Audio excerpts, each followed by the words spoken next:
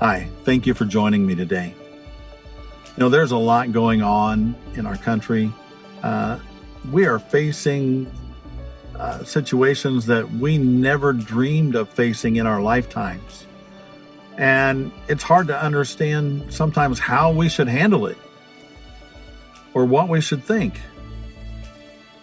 And to be honest, it's overwhelming at times.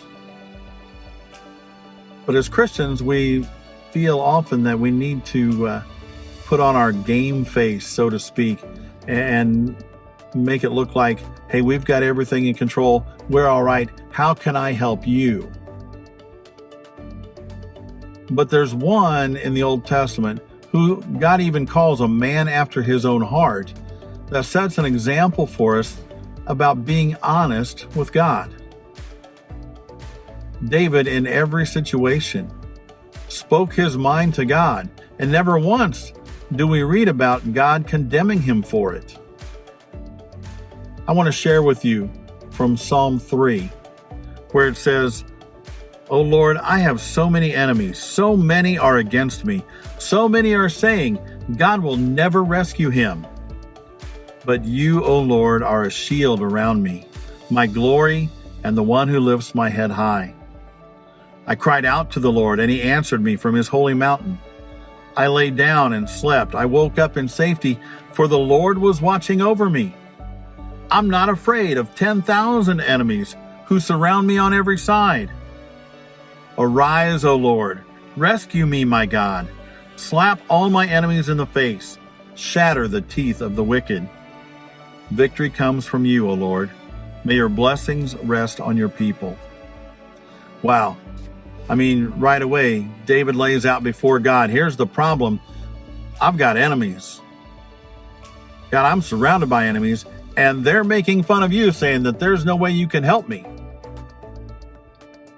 But then he expresses his faith in God, because he speaks to God and tells him, I understand, you're my shield. You're my glory. You're the one who lifts me up, so I can lay down and sleep, even though I'm surrounded by 10,000 enemies, because you are with me. But I really like the honesty in verse 7. And in some versions of the Bible, it's translated, God, hit my enemies in the mouth. Punch them in the jaw. David knew he needed help, and he asked God for the help that was on his mind. And then he wraps it up by saying, victory comes from you, O Lord. He expresses once again that he knows that that's where victory comes from. And I don't know how you're handling what's going on right now. There are changes in our lives in many different ways. For some, it's in relationships. So for some, it's emotional changes, it's physical changes, it's changes of jobs, it's changes in health. And, sometimes it's just overwhelming.